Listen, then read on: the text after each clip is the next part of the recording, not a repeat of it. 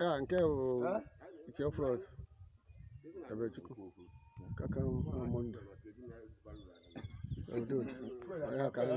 ana n'ugbo wele Udo ba dozi na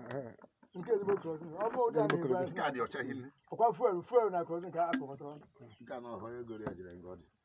o jiri n'isi igwe Aba nke na-eka ọ free station ka agba ya nọ o nwere free station ya bụ ihe ọcha. Krizina free station ka agba Krizina ngwa ana ekene unu bụ UF bụ ndị nne na-ekere ihe Aja. Edio